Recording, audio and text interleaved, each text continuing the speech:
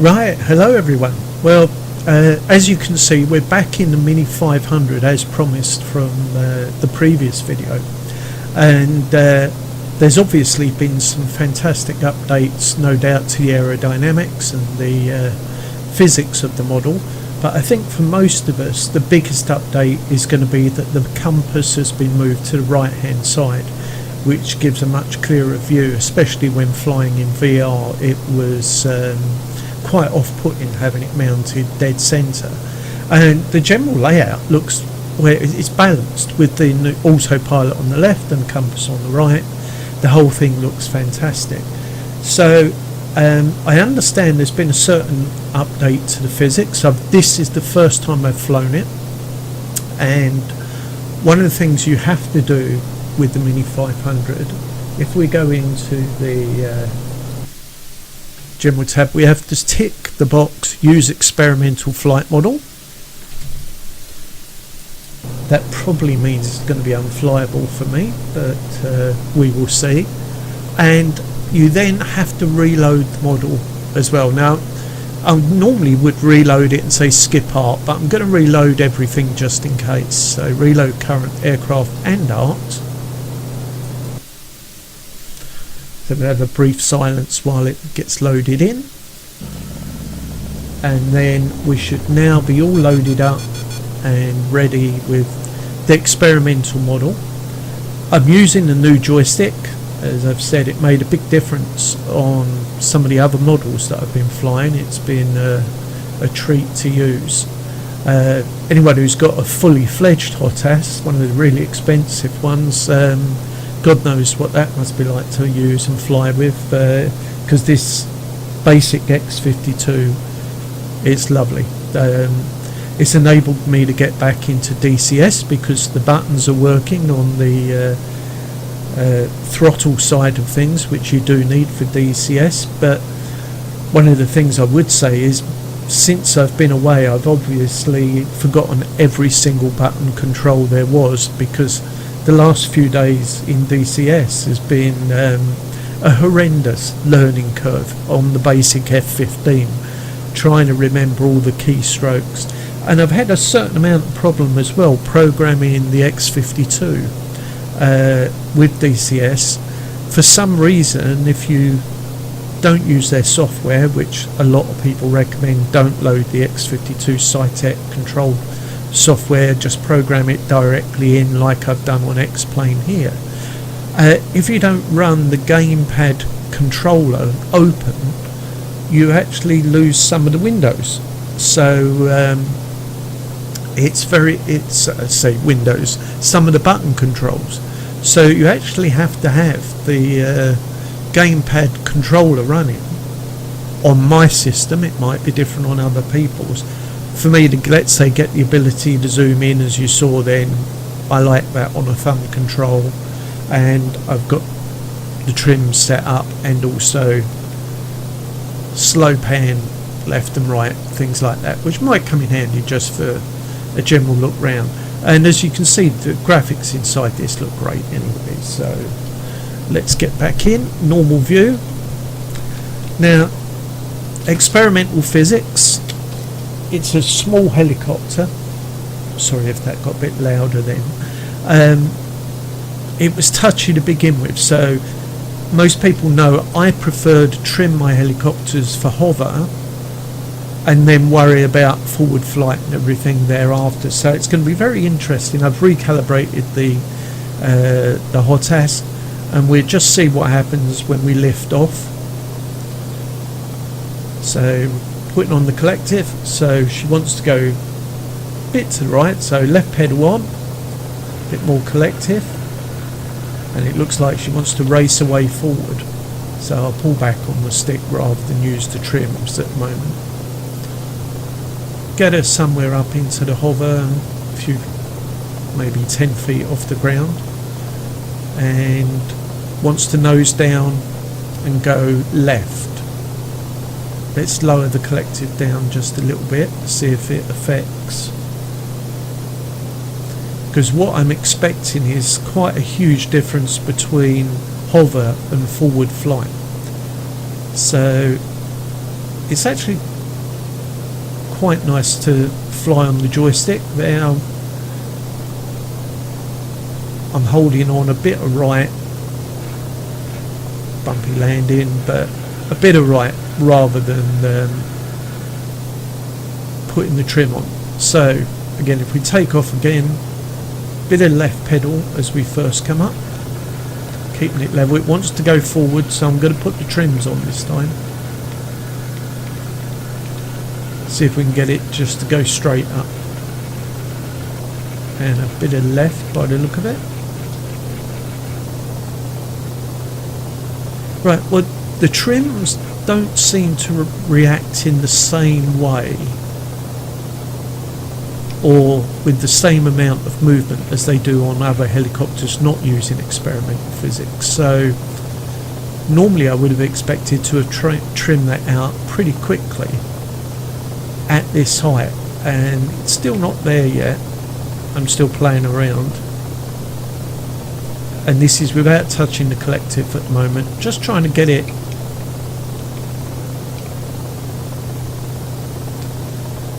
so it's controllable when I come back into, let's say, getting ready to land. I prefer to have the helicopter set up so that when I come in it's going to feel fairly solid. It's trimmed out for that, not necessarily always trimmed out for forward flight. I prefer to hold that on the joystick when I can. So experimental physics, fair bit of trim there added on, and she's quite docile.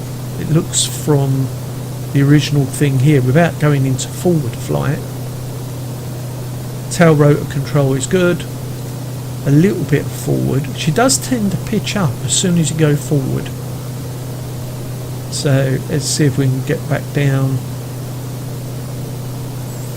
in a reasonably controlled manner, holding a bit of right cyclic on the way down there, even though it's going quite slow.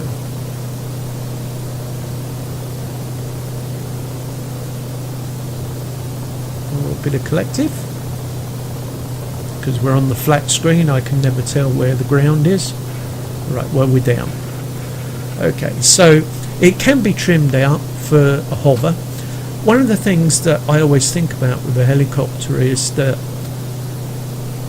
you don't want people making helicopters that are unflyable, because modern day helicopters, unless maybe they're aerobatic or military, I can't imagine, it's a long time since I flew one, which I have done years and years ago, I cannot imagine, with all the electronics and everything that's around nowadays, that a helicopter is actually difficult to fly. I think the training for a helicopter and becoming a pilot is for when things go wrong and navigation.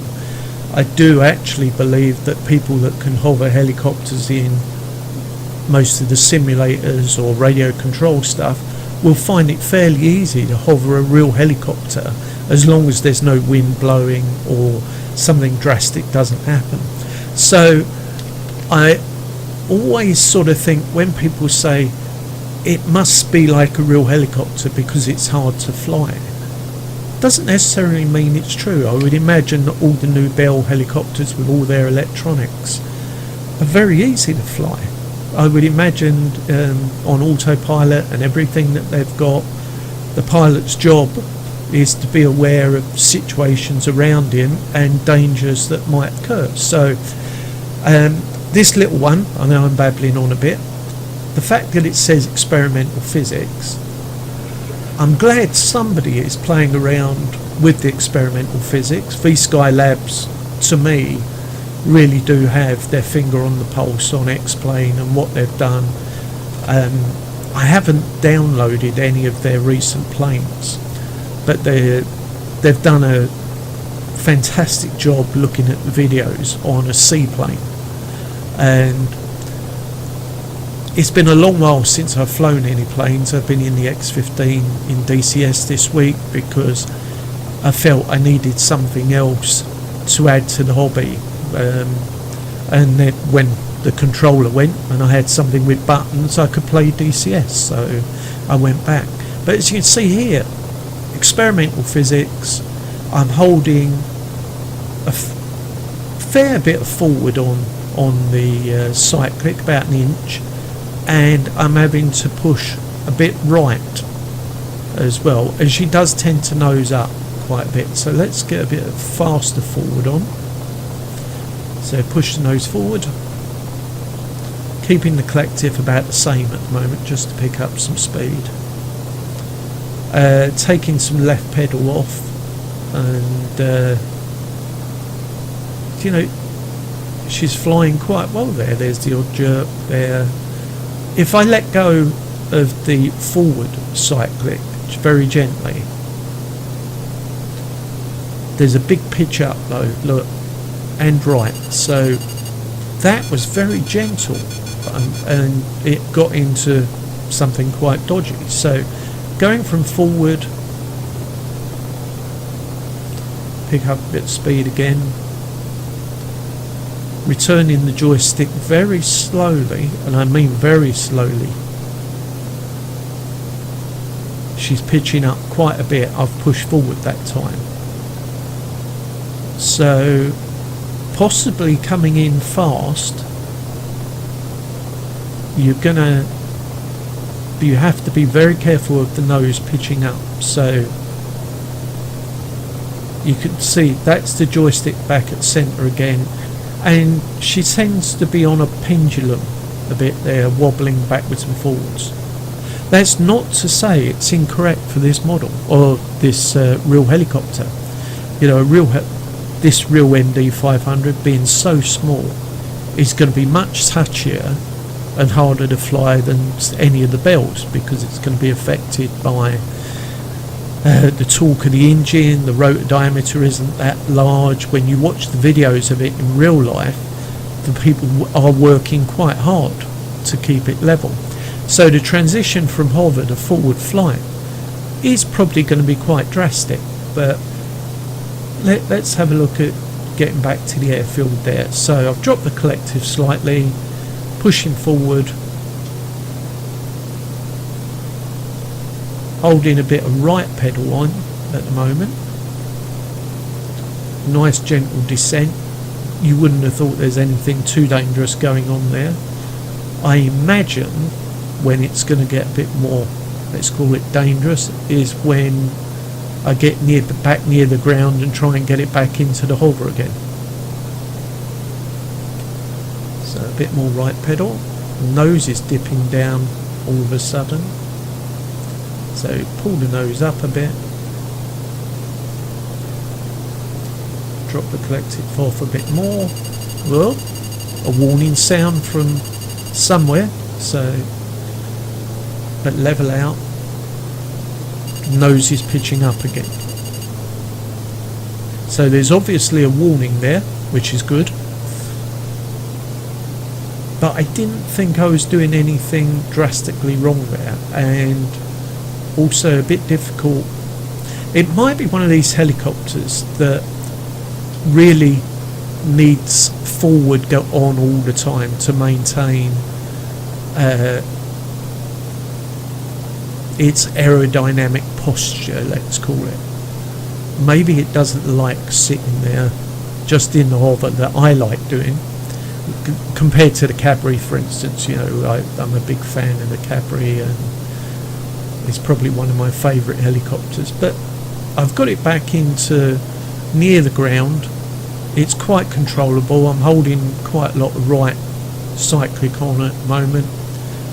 Can we bring it round and land it safely in front of the calf? Let me give it a try.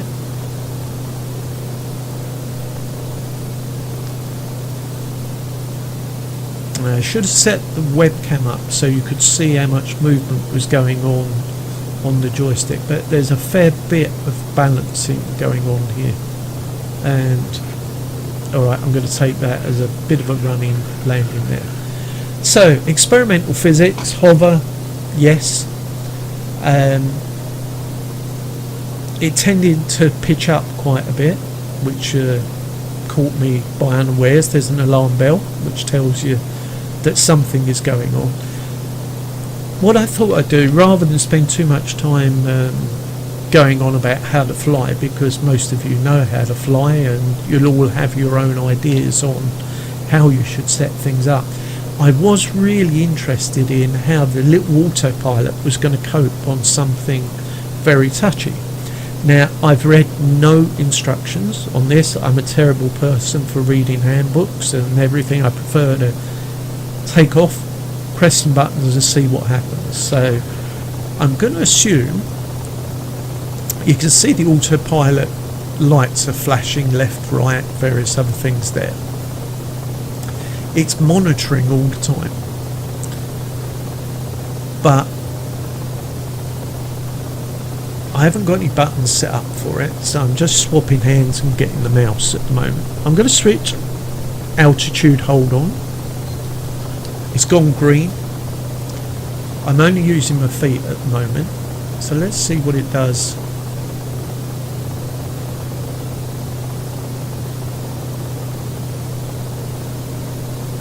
Because it should have been quite low, obviously. Let's add a bit of up. So click the up button and it immediately added some on and is now settling back, and it's holding that well better than I could fly it straight earlier on, obviously. Let's add a bit more up. So every click we're getting a bit beep. It's, you can see the inclinometer or the height gauge here changing. It adds on enough power and then gradually settles back to the zero again. Let's knock a bit off this time.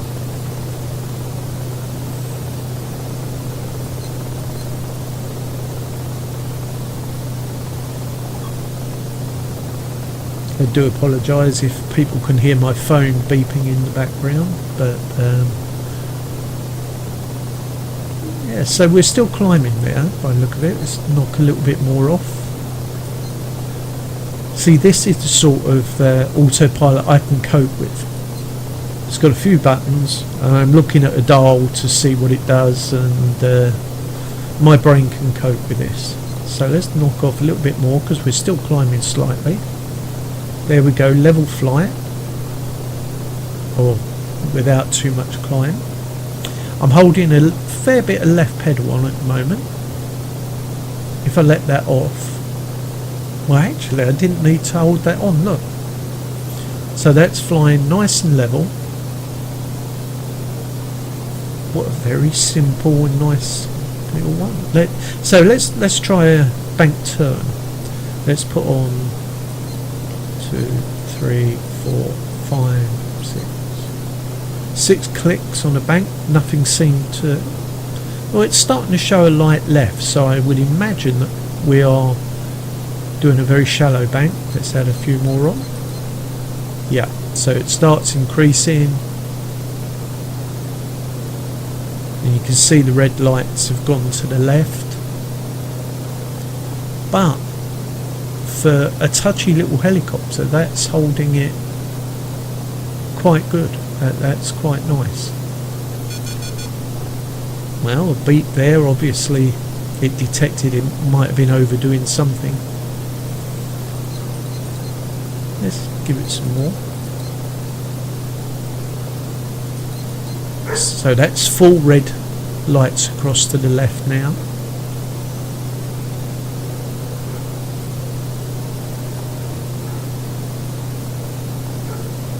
But I think that's now gotten to a single red light.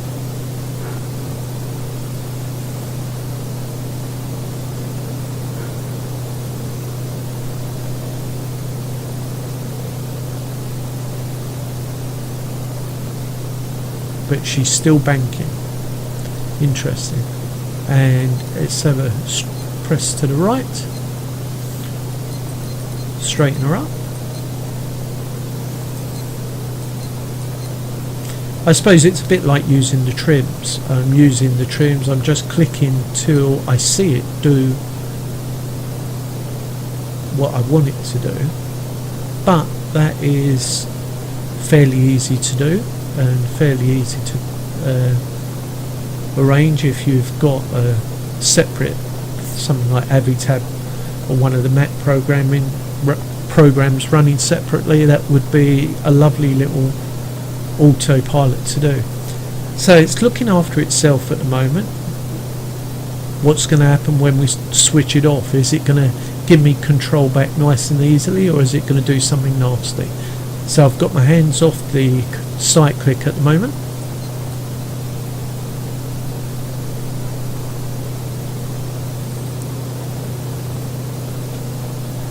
I'm just trying my feet pedals. Is that actually off? Right, there's a beep that time. So does that mean I've now got control back? I have. Now, interestingly enough, after running the autopilot, it actually feels like it's trimmed out probably better than what I'd run it earlier. I do email the developer now and again. He's a lovely chap because he does actually reply, and as busy as he's been doing all this other work, it's one of the reasons why I put the VSKYLABS up on when I do a video. Not necessarily just promoting him because or them because of the work they're doing, but when you get somebody who actually is listening to the community, a bit like the Compass and everything else, and has taken the time to email back to somebody like me, not exactly a great name in this community. It might be growing a bit, but it certainly probably isn't affecting his sales a great deal. I wouldn't imagine anything I do. But he took the time to answer and come back, and I think any developer that's listening to the community and maybe taking on board some of the things that we require or would like, rather than always emulating what is real life. The bit with the Compass, perhaps the real life version always has it mounted in the front there, but they've listened and they've mounted it in a better place. So let's see if we can get it down. We're at Damon's Hall, by the way, one of the Orbix airfields. It's a great little airfield. I didn't even know it was there before. I think I mentioned this before in another video. Oh, warning sound. Yeah, it definitely doesn't like. Wow. So again, something there a bit odd, but probably down to me over pitching or doing something too drastically with the collective. I've had to let it go where it wants to go. That's something that we used to talk about in radio control helicopters, who's in command, and sometimes in simulators we will just try and keep it level and flat, and actually it's the wrong way round. The helicopter's not doing what you tell it to do. All you're trying to do is actually fly it straight and keep it level and look what a lovely approach and so forth. But you've sort of given up control of it rather than doing what you want with it. And in fact, this is sort of what's happening here as I'm coming in. It is very, very rocky, but possibly when I get nearer the ground where those trims were originally set, it will behave differently. So a little bit touchy there, and obviously some alarm bells going off and everything. What I'm going to do, I'm going to try after this is finished, because I don't want to keep going on, I'm going to switch the experimental physics off. So in fact, what I will normally try is, God, I don't even press the right button, go back to general switch off experimental, go to joystick and control sensitivity, and put these up at about 30%. Now I'm never sure whether it's better to do this than put curves on the joystick, but let's just see what this does quickly, and then I'll log off and then resume flight, reload model. I'll do it with the art just in case there's a, and just see if that makes it slightly less touchy or easier to fly, or maybe it won't fly at all the way the developers done it. He designed it for flying the other way. Right, I had to add a fair bit more collective to get it off the ground there. That was interesting, but I managed to get it off the ground. Don't forget, this is taking out experimental and adding in the version of a curve on the joystick. A little bit wallowy, it's floating around a bit.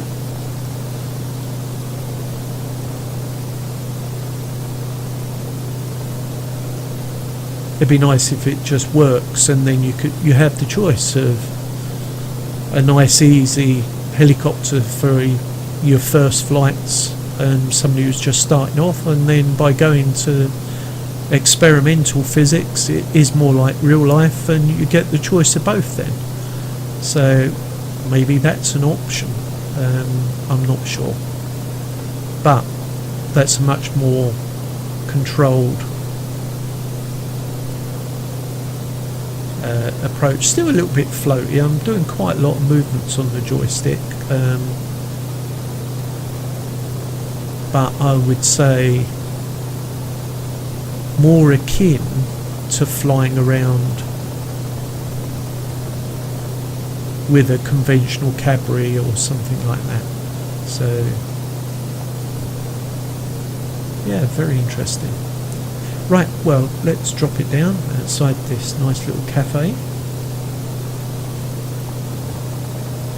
Unusual for Orbix. Are there people there? Yes, there are some over the background. Right, well, we'll call it quits there. I mean, the compass alone, 1.2, well worth it. I'm going to have to spend a bit of time setting it up for me. And the fact that it does say experimental physics, maybe you don't have to do that. Maybe you get it set up the way that it's comfortable for you to fly around. This is supposed to be fun. This is supposed to be it's not like a wartime simulation or anything like this. This is supposed to be so that we can take off, fly around, go to where we want, hover practice, and not spend our time, you know, frantically chasing a hover position around. So one of the things with this experimental physics is that, of course, the developer is following what X-Plane does. If X-Plane makes a change, he's got to follow it. He doesn't know till he's tried it, unless they're in some form of communication all the time. So it seems to work both ways around. We didn't take an outside view.